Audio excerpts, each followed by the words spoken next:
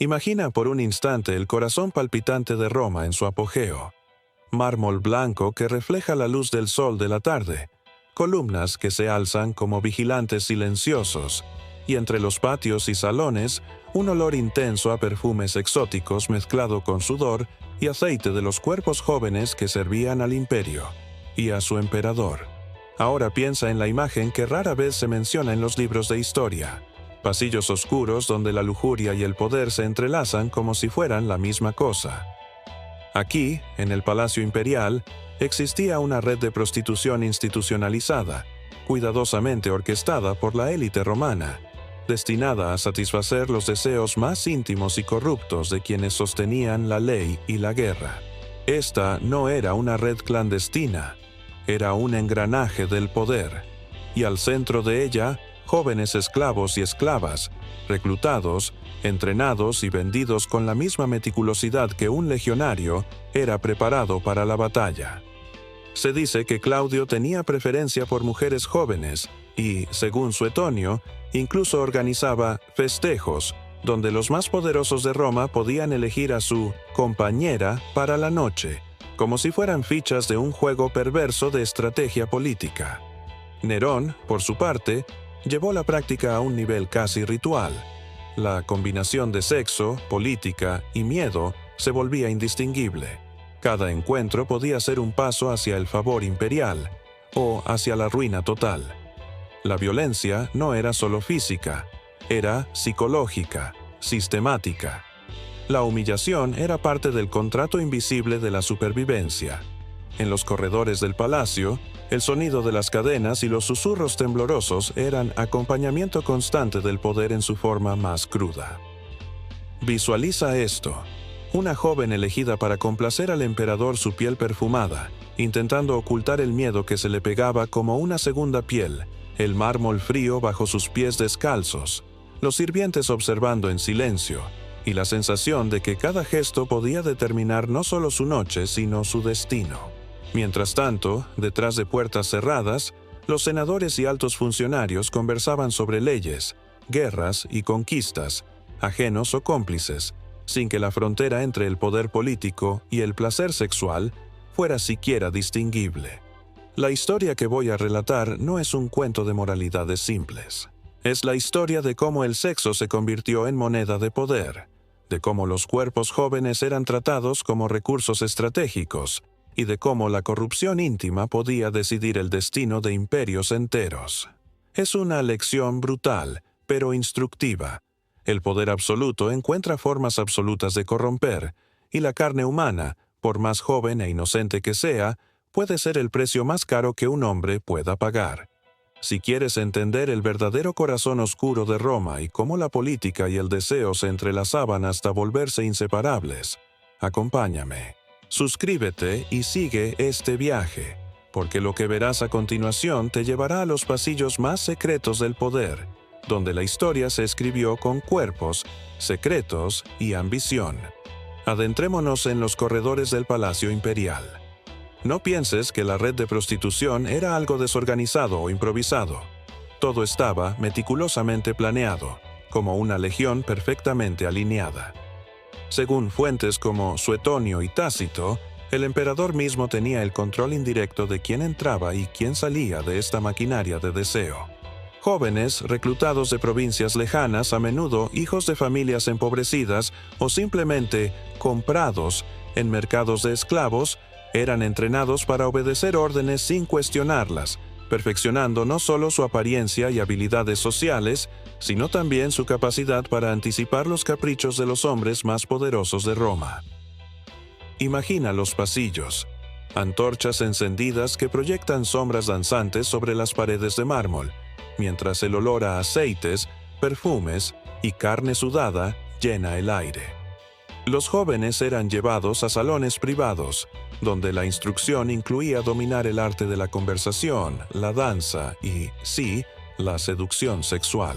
Según Tácito, algunos eran obligados a aprender a entretener en banquetes, manteniendo la sonrisa mientras escuchaban comentarios crueles o eran objeto de burlas sofisticadas de senadores y nobles. Todo era parte del espectáculo. El poder no solo se ejercía con la espada, sino también con la seducción y la humillación. Los hombres que participaban de estos encuentros podían ser desde emperadores como Claudio hasta altos magistrados y generales. Cada cuerpo joven era evaluado como si fuera un recurso estratégico.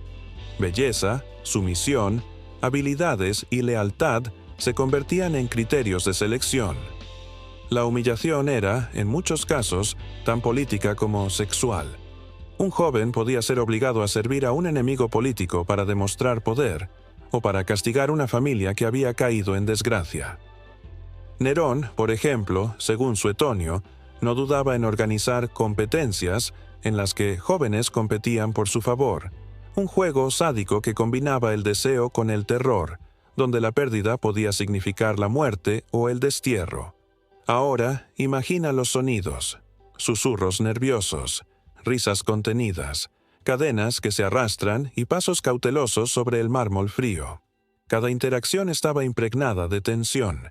Cada mirada podía sellar destinos.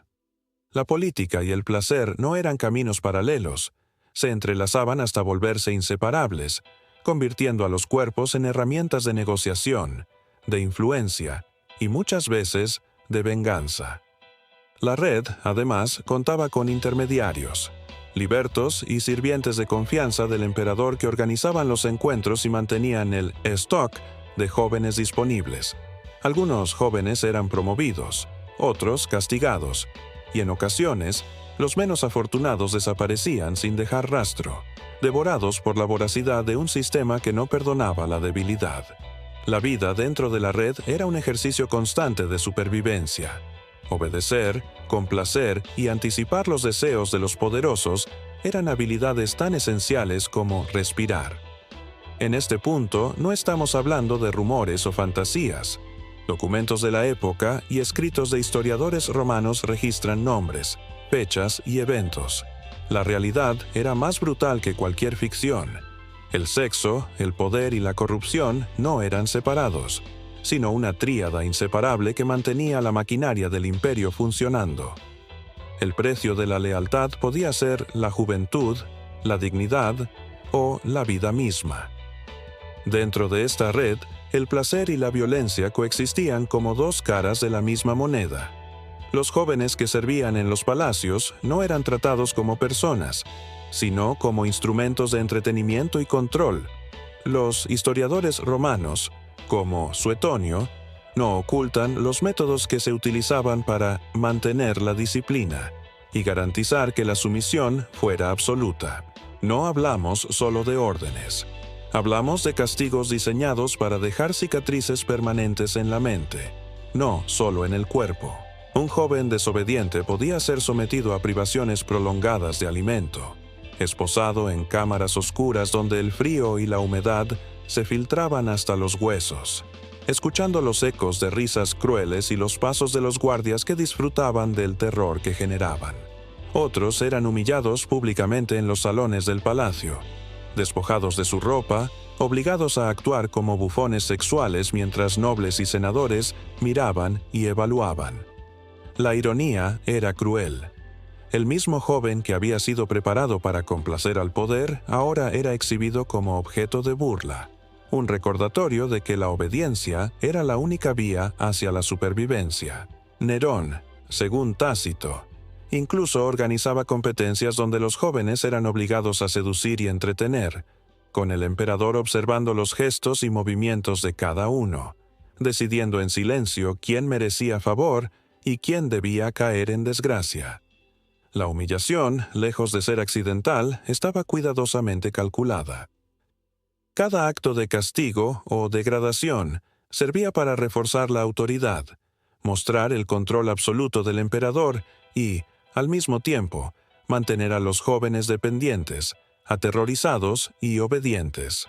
Visualiza la escena: un salón iluminado con antorchas, paredes de mármol reflejando la luz y las sombras de los presentes, la humedad mezclada con perfumes intensos y el olor acre del miedo. El joven, sudoroso y tembloroso, obedece cada orden, sus músculos tensos, el corazón golpeando contra el pecho, mientras los nobles observan con una mezcla de diversión y cálculo político. Cada gesto, cada movimiento, podía decidir no solo la noche, sino el destino completo del joven dentro de la red. No eran castigos al azar, eran lecciones estratégicas. Algunos eran golpeados suavemente para recordarles su posición. Otros eran enviados a servicios especiales para clientes de alto rango, donde la humillación se convertía en un medio de control político. Incluso los más pequeños gestos, como un retraso en la respuesta o un suspiro de miedo, podían desencadenar represalias inmediatas. La red funcionaba porque los jóvenes no podían rebelarse. El precio de la desobediencia era demasiado alto, y el miedo se combinaba con la adicción a la aprobación del poder, creando un ciclo interminable de sumisión. En esta parte de la historia, queda claro que el poder y la lujuria no eran fenómenos paralelos, eran la misma fuerza, ejercida con precisión y crueldad. La red de prostitución imperial no solo satisfacía deseos, consolidaba imperios, controlaba familias influyentes y, en última instancia, recordaba que en Roma, la obediencia absoluta y la humillación calculada eran la moneda más valiosa de todas. Para comprender la red de prostitución imperial, debemos mirar más allá de los mármoles y salones del palacio. Roma no fue construida solo con conquistas militares y leyes. También se cimentó sobre el poder de la influencia personal y la manipulación de la vida íntima de los hombres y mujeres bajo su dominio. Desde los días de Julio César, pasando por Augusto, hasta llegar a Claudio y Nerón, el control de cuerpos jóvenes se convirtió en una herramienta política silenciosa pero decisiva. En Roma, la sexualidad nunca estuvo separada del poder. Los emperadores comprendían que el deseo podía ser más eficaz que la espada. Un joven bien colocado en la red podía acercarse a senadores, militares y libertos, y convertirse en un canal de información, un instrumento de persuasión o un arma de chantaje. Así, lo que muchos consideraban un simple entretenimiento era en realidad un mecanismo sofisticado de control social y político. Claudio, por ejemplo, conocido por su timidez y sus problemas de salud, confiaba en esclavos y libertos para manipular su entorno. Suetonio relata que las mujeres jóvenes no solo le complacían sexualmente, sino que también servían como ojos y oídos del emperador, capaces de informar sobre las intrigas de la corte y los secretos de las familias influyentes. Cada movimiento sexual estaba, por tanto, estratégicamente calculado. Nerón, con su personalidad teatral y su sed de espectáculo, elevó esta práctica a un nivel casi ritual. Los jóvenes no eran solo entretenimiento, eran instrumentos de propaganda, miedo y lealtad. Además, la sociedad romana facilitaba esta maquinaria. La ciudadanía estaba jerarquizada, y los esclavos carecían de derechos. La ley permitía que fueran tratados como propiedad absoluta. Los jóvenes reclutados en provincias lejanas, como Britania o Asia Menor, eran vendidos a precios variables según belleza, edad y salud, y eran transportados a Roma como mercancía valiosa. Su destino estaba decidido desde el primer momento: palacios, salones y camas de quienes controlaban el imperio. El miedo, la sumisión y la dependencia eran entrenados desde el principio. Visualiza la escena: mercados de esclavos abarrotados, gritos y negociaciones, el olor de cuero, sudor y especias flotando en el aire. Jóvenes arrancados de sus hogares y transportados cientos de kilómetros, cada paso marcando el inicio de un destino que sería determinado por la lujuria y la ambición de hombres poderosos. Esa era la génesis de la red, una combinación de estrategia política, comercio de personas y la brutal naturalización de la violencia sexual como herramienta de poder. Lo que muchos historiadores han pasado por alto es cómo estas prácticas reflejaban la filosofía de la época. El individuo era irrelevante frente al imperio. La obediencia, la capacidad de agradar y la sumisión eran más valoradas que cualquier virtud personal.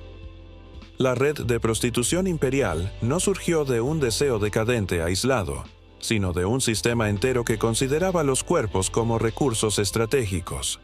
Y, por supuesto, Este sistema tenía consecuencias profundas y duraderas, tanto para quienes eran explotados como para quienes ejercían el poder, moldeando la psicología y las políticas del imperio durante generaciones.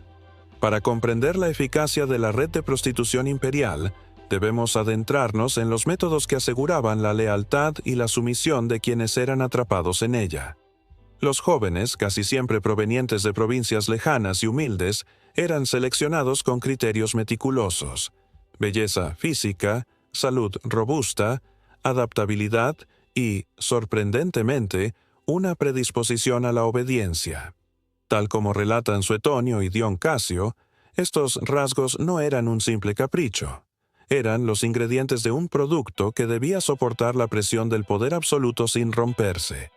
Una vez seleccionados, los jóvenes eran llevados a las villas imperiales o a casas especiales, conocidas en algunos textos como domus publica, donde iniciaban un entrenamiento que combinaba educación, disciplina y manipulación emocional.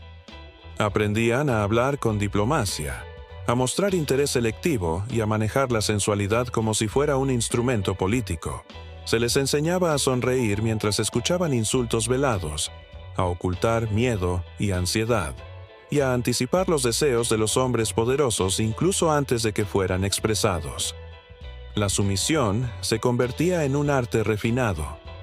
Imagina los días de entrenamiento, salones amplios, iluminados por lámparas de aceite, con suelos fríos de mármol y ecos de pasos constantes. Libertinos y sirvientes instruían a los jóvenes, golpeando suavemente sus hombros o recordándoles que un gesto equivocado podía costarles la vida. Les enseñaban danza, canto, conversación elegante y habilidades de seducción sutil. Cada lección estaba impregnada de una levedad superficial que enmascaraba la violencia psicológica subyacente. El placer del emperador o del noble era la medida de éxito. Cualquier error podía transformarse en castigo inmediato. El entrenamiento incluía también técnicas de coerción emocional. Algunos jóvenes eran expuestos a conflictos entre los sirvientes, a enfrentamientos simulados de celos y rivalidades, todo para endurecer su capacidad de resistencia ante situaciones de tensión o humillación. Era un sistema diseñado para transformar a personas vulnerables en instrumentos precisos de placer y obediencia, capaces de soportar la crueldad y manipular, a su vez, a quienes los rodeaban. Pero no todo era físico y emocional. La psicología de la red se basaba en la dependencia. Los jóvenes eran aislados de cualquier vínculo familiar o social que pudiera darles apoyo, creando un vacío que solo el favor del emperador o del patrón podía llenar. La recompensa, un gesto de aprobación, una sonrisa, la oportunidad de ser elegido para un banquete, se convertía en una droga poderosa, capaz de controlar su voluntad. Nerón, por ejemplo, aprovechaba este sistema con maestría. Algunos jóvenes eran preferidos por semanas, otros ignorados, y cada decisión reforzaba el miedo y la adicción al poder. Visualiza la escena. El aroma a aceite y perfume mezclado con la humedad del mármol y la tensión contenida de los cuerpos jóvenes, moviéndose con precisión, susurros y risas calculadas mientras cada mirada podía decidir el destino de la jornada.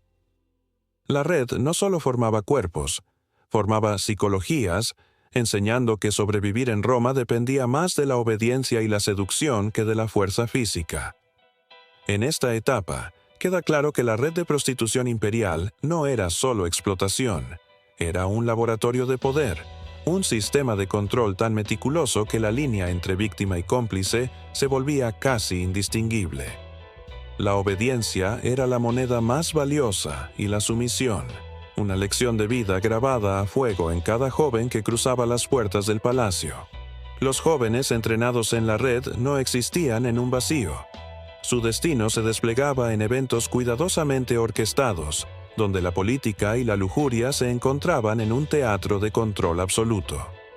Nerón, según Tácito y Suetonio, organizaba banquetes que eran verdaderos ejercicios de poder disfrazados de entretenimiento. Salones enormes, columnas iluminadas con lámparas de aceite que reflejaban sombras sinuosas Sobre los mármoles pulidos aromas de comidas exóticas y perfumes cargados que se mezclaban con el sudor y la ansiedad contenida de los jóvenes. Allí se decidía el favor, la influencia y a veces la vida. Imagina la escena. Los invitados, desde senadores hasta generales y libertos influyentes, conversando sobre conquistas y política mientras observan con ojos calculadores a los jóvenes que desfilan ante ellos. Cada movimiento, cada gesto, cada sonrisa era evaluada con precisión quirúrgica. Los jóvenes competían por la atención del emperador o de algún noble poderoso.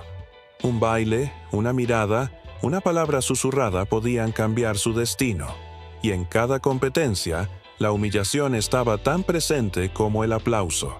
Un error podía ser castigado con golpes, aislamiento o exposición pública, mientras que la aprobación traía privilegios efímeros y fugaces momentos de poder ilusorio. Pero los banquetes no eran solo espectáculos de placer, eran herramientas políticas. La información circulaba a través de estas interacciones, secretos escuchados, lealtades probadas, rivalidades encubiertas. Los jóvenes eran tanto actores como mensajeros involuntarios. La red se aseguraba de que cada encuentro reforzara la jerarquía. Los elegidos para complacer al emperador obtenían influencia, mientras los desfavorecidos aprendían la lección de la obediencia. El sonido de los pasos sobre el mármol, el tintinear de copas de plata, los murmullos entre invitados y las risas calculadas de los jóvenes creaban una sinfonía que mezclaba miedo, placer y poder. El olor del aceite en la piel de los jóvenes, combinado con el perfume de los nobles, intensificaba la sensación de cercanía y vulnerabilidad. Cada detalle estaba diseñado para mantener el control. Los cuerpos y las emociones eran herramientas de manipulación política tan efectivas como las armas de guerra. Estos eventos también eran escenarios de rivalidades privadas. Algunos jóvenes más astutos o favorecidos podían influir en decisiones políticas menores al ganarse la atención de un senador o general. Otros, menos hábiles, eran relegados o castigados, mostrando que la política del palacio no solo operaba sobre territorios y ejércitos, sino también sobre cuerpos, mentes y voluntades. La red de prostitución imperial funcionaba como un espejo distorsionado del poder romano. Crueldad, cálculo, placer y política fusionados en un mismo acto. En este punto, la historia revela su brutal claridad. Roma no necesitaba simplemente ejércitos para sostener su imperio. Necesitaba control absoluto sobre cada interacción humana, incluso las más íntimas. Los jóvenes dentro de la red se convirtieron en los instrumentos más finos de esa maquinaria. Sus cuerpos eran terreno político, y su obediencia, la moneda de cambio más valiosa. No todos los jóvenes de la red permanecían en la sombra. Algunos lograban captar la atención del emperador o de un noble influyente, y, momentáneamente, alcanzaban un estatus casi mítico dentro del palacio. Claudio, por ejemplo, según Suetonio, favorecía a ciertos jóvenes que habían demostrado habilidad para entretener, conversar y anticipar sus deseos. Estos elegidos recibían privilegios, mejores habitaciones, acceso a banquetes, vestimenta más lujosa y la oportunidad de interactuar con figuras de alto rango, lo que podía abrir puertas a información y, en raros casos, a poder político indirecto. Sin embargo, el favor era una espada de doble filo. La exposición también significaba que cualquier error podía ser letal. Nerón, en particular, disfrutaba de poner a los jóvenes a prueba en situaciones extremas, competencias de seducción, pruebas de obediencia o eventos públicos donde su fracaso sería observado por toda la corte. La humillación, según Tácito, podía ser tan sutil como una mirada desaprobatoria o tan brutal como el castigo físico inmediato. La línea entre privilegio y desastre era invisible y mortal. Algunos jóvenes intentaban manipular la situación a su favor, aprendiendo a leer las emociones del emperador o del noble, a anticipar caprichos y a utilizar la adulación como escudo. Otros no sobrevivían psicológicamente. El estrés constante, la falta de privacidad y la presión de ser constantemente evaluados transformaban la juventud en un ejercicio de resistencia extrema. Historias documentadas mencionan jóvenes que sucumbieron a la ansiedad, el hambre, el castigo o incluso la muerte, víctimas de un sistema que no toleraba debilidades. Imagina una escena: un joven elegantemente vestido, con el corazón latiendo con fuerza, caminando hacia el salón donde el emperador observa desde su trono. Cada paso sobre el mármol resuena como un recordatorio de su destino. Sus manos sudan, su mente calcula cada gesto, cada palabra, mientras el aroma intenso del aceite en su piel y los perfumes de la sala lo envuelven. Un movimiento equivocado, un suspiro inapropiado, y todo podría colapsar. La tensión es casi tangible. El silencio pesa más que cualquier grito. Esto no era entretenimiento, era supervivencia. Y aún así, algunos jóvenes lograban convertir el miedo en estrategia, usando el favor como protección o influencia temporal. Sin embargo, la mayoría de las historias terminan en caída. Un olvido, una burla pública, un castigo calculado, y la red recuperaba su equilibrio reemplazando a los perdedores con nuevas víctimas, perpetuando un ciclo de obediencia-manipulación y control absoluto. Aquí queda claro que el sistema funcionaba como una maquinaria perfecta de poder: recompensa y castigo, placer y humillación, todo cuidadosamente equilibrado para reforzar la autoridad imperial y mantener a los jóvenes bajo control. La carne humana y la voluntad se convirtieron en instrumentos políticos, y los efectos psicológicos y emocionales eran devastadores, dejando huellas que, en muchos casos, durarían toda la vida. La red de prostitución imperial no solo afectaba a los jóvenes atrapados en ella. Su alcance se extendía a la política, la economía y la estructura misma del poder romano. Cada cuerpo, cada gesto y cada interacción eran herramientas estratégicas que podían alterar alianzas, desestabilizar familias influyentes o consolidar la autoridad de un emperador. Nerón, según Tácito, comprendió mejor que nadie que la seducción y la humillación eran armas de la misma eficacia que un ejército. La manipulación de los deseos y miedos de los poderosos podía controlar el destino de Roma. En los salones del palacio, las relaciones sexuales eran también relaciones de poder. Un joven favorecido podía convertirse en mensajero de secretos, observador de conspiraciones o instrumento de chantaje político. La información circulaba a través de los cuerpos y los gestos, y un rumor susurrado durante un encuentro podía provocar la caída de un senador o la consolidación de un favorito del emperador. Según Suetonio, Nerón utilizaba esta red incluso para vigilar a los senadores y asegurarse de que nadie escapara a su control, transformando el deseo en vigilancia y la intimidad en espionaje. Visualiza la escena: un joven colocado estratégicamente en un banquete, moviéndose con precisión, sonriendo cuando debe, ignorando su miedo, mientras escucha conversaciones que definirán futuras guerras y decisiones políticas. Cada mirada, cada toque, cada palabra es medida, evaluada y registrada en la mente de quien observa y del propio joven, que se convierte en parte viva del mecanismo de poder. El olor a aceite, el perfume intenso de los nobles y el calor sofocante de los salones aumentan la tensión, convirtiendo cada acto en un ejercicio de resistencia y cálculo. Pero las consecuencias no eran solo políticas. La red impactaba la psicología del imperio mismo. Los emperadores aprendían a usar la gratificación y la humillación como herramientas de control, reforzando su autoridad y moldeando la cultura de la élite romana. Las familias que intentaban proteger a sus hijos pobres o esclavos se veían atrapadas en un sistema que normalizaba la explotación como parte del gobierno. El resultado era un ciclo brutal. El deseo, el miedo y la lealtad se combinaban para garantizar que el poder permaneciera concentrado en manos de quienes entendían y explotaban estas dinámicas. El historiador Dion Casio observa que incluso la moralidad pública se doblegaba frente a estas prácticas. La corrupción sexual, aunque conocida, rara vez se condenaba abiertamente, porque era funcional al orden social y político. La red no solo sostenía el entretenimiento de los poderosos, sostenía la propia estructura del imperio, recordando que, en Roma, el poder absoluto requería control absoluto, y el control absoluto incluía cuerpos, emociones y secretos.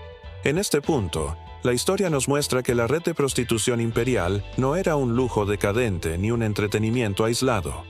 Era un sistema de ingeniería política, una herramienta de manipulación y un reflejo brutal de la lógica del poder romano. El sexo no era separado de la política, era parte de ella, y comprender esto es entender cómo Roma realmente funcionaba detrás del mármol y los laureles. Roma, como cualquier gran imperio, no toleraba debilidad ni ingenuidad. Dentro de la red de prostitución imperial, cada gesto podía ser traición, y cada error podía costar la vida. Historias documentadas por Suetonio y Tácito relatan cómo jóvenes que alcanzaban un nivel de favor podían, en cuestión de días, pasar de la admiración del emperador al desprecio público, castigados con violencia física, aislamiento o incluso la muerte. La línea entre la protección temporal y la condena definitiva era invisible, trazada únicamente por el capricho de quien detentaba el poder absoluto. Imagina un joven que, tras semanas de entrenamiento y servicio, logra atraer la atención de un senador influyente. Por un instante, su sonrisa y su habilidad para entretenerlo parecen garantizar privilegios, mejores habitaciones, vestimenta fina, acceso a banquetes. Pero un gesto mal calculado, una palabra inapropiada o la envidia de un compañero bastan para convertirlo en víctima de intrigas. Nerón, como describe Tácito, disfrutaba orquestando situaciones donde la competencia entre jóvenes podía volverse mortal. Los errores no eran perdonados y las victorias eran fugaces. La humillación y la manipulación psicológica eran armas tan efectivas como la espada. Algunos jóvenes eran enviados a servicios especiales, para nobles que buscaban diversión o información, obligados a desempeñar papeles degradantes que reforzaban la autoridad del emperador y mantenían a los poderosos en constante vigilancia. Otros eran víctimas de castigos públicos, expuestos al ridículo de la corte, mientras el aroma penetrante de perfumes y aceite mezclado con miedo y sudor llenaba los salones. Cada acto estaba diseñado para recordarles que, en Roma, la obediencia era la única garantía de supervivencia. Pero la red no solo afectaba a los jóvenes, también era un espejo de las luchas de poder de la élite. Familias enteras podían ser manipuladas a través de sus hijos, y senadores o generales podían ser chantajeados mediante sus propios deseos y secretos. El resultado era un tejido de dependencia, miedo y ambición que reforzaba la autoridad del emperador y mantenía a todos los implicados atrapados en la red. La traición no siempre provenía del joven. Muchas veces era orquestada por otros, también víctimas o cómplices, en un ciclo interminable de manipulación y supervivencia. Visualiza la escena: un salón iluminado por lámparas de aceite, ecos de pasos sobre mármol, susurros nerviosos, la risa contenida de los jóvenes mezclada con el murmullo calculado de los nobles. Un error y un joven es humillado públicamente. Otro recibe un golpe discreto pero doloroso, mientras el aroma de aceites y perfumes intensifica la tensión. Cada instante está cargado de peligro, y cada sonrisa es medida, evaluada y manipulada. El poder se ejerce no solo con órdenes, sino con miedo y deseo. La lección que deja este episodio es clara.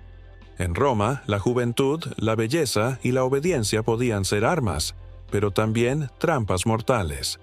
La red de prostitución imperial no solo satisfacía deseos, creaba y destruía destinos, enseñando a todos los involucrados que la política y la lujuria no son caminos paralelos, sino el mismo sendero, tortuoso, brillante y mortal.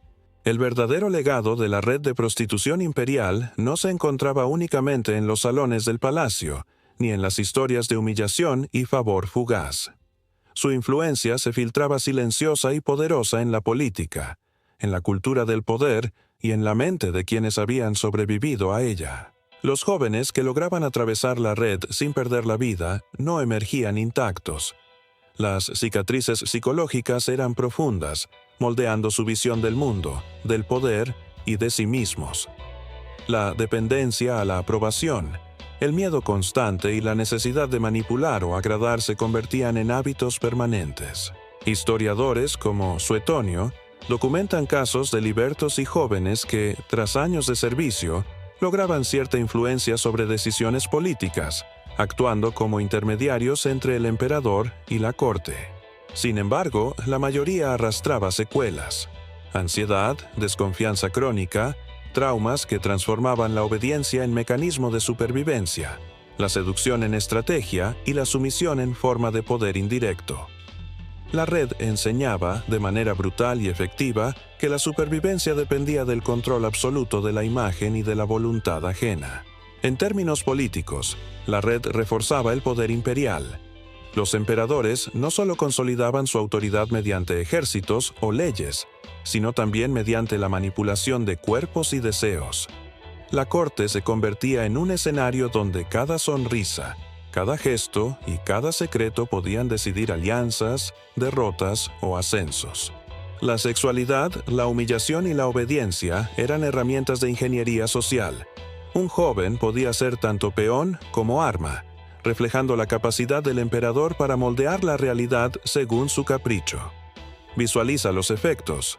Un joven liberado del palacio, todavía temblando por semanas de tensión, entrando a la vida civil o siendo colocado en casas de libertos influyentes. Su mente está entrenada para leer emociones, anticipar deseos, manipular situaciones y protegerse mediante la obediencia. Cada gesto, cada palabra es calculada. La influencia de la red perdura incluso fuera del palacio. El miedo y la seducción se convierten en estrategias de vida, y la supervivencia depende tanto del ingenio psicológico como de la fuerza física.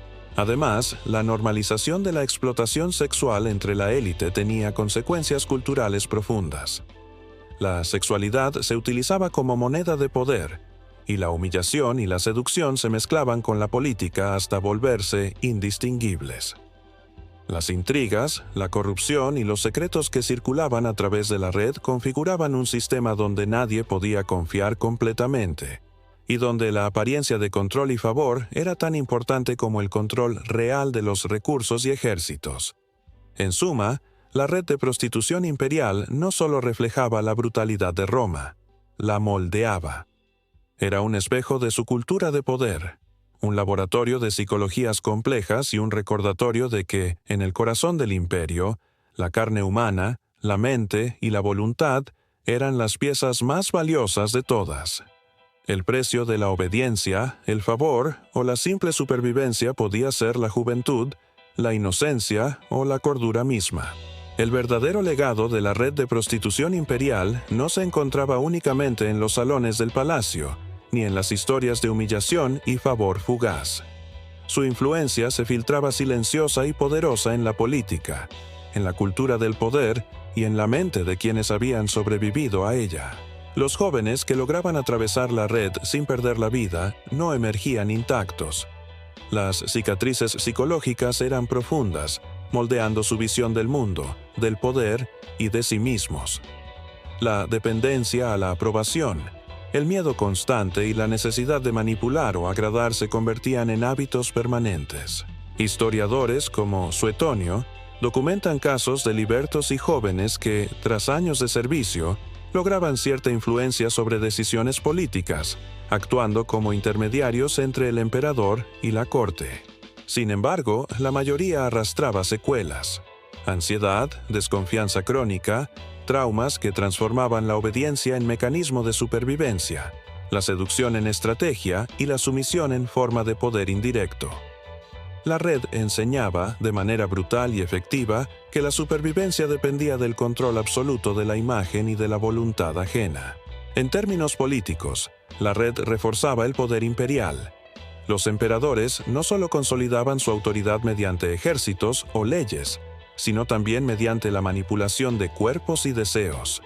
La corte se convertía en un escenario donde cada sonrisa, cada gesto y cada secreto podían decidir alianzas, derrotas o ascensos. La sexualidad, la humillación y la obediencia eran herramientas de ingeniería social. Un joven podía ser tanto peón como arma, reflejando la capacidad del emperador para moldear la realidad según su capricho. Visualiza los efectos. Un joven liberado del palacio, todavía temblando por semanas de tensión, entrando a la vida civil o siendo colocado en casas de libertos influyentes. Su mente está entrenada para leer emociones, anticipar deseos, manipular situaciones y protegerse mediante la obediencia. Cada gesto, cada palabra es calculada. La influencia de la red perdura incluso fuera del palacio. El miedo y la seducción se convierten en estrategias de vida, y la supervivencia depende tanto del ingenio psicológico como de la fuerza física. Además, la normalización de la explotación sexual entre la élite tenía consecuencias culturales profundas. La sexualidad se utilizaba como moneda de poder, y la humillación y la seducción se mezclaban con la política hasta volverse indistinguibles. Las intrigas, la corrupción y los secretos que circulaban a través de la red configuraban un sistema donde nadie podía confiar completamente, y donde la apariencia de control y favor era tan importante como el control real de los recursos y ejércitos. En suma, la red de prostitución imperial no solo reflejaba la brutalidad de Roma, la moldeaba. Era un espejo de su cultura de poder, un laboratorio de psicologías complejas y un recordatorio de que, en el corazón del imperio, la carne humana, la mente y la voluntad eran las piezas más valiosas de todas. El precio de la obediencia, el favor o la simple supervivencia podía ser la juventud, la inocencia o la cordura misma.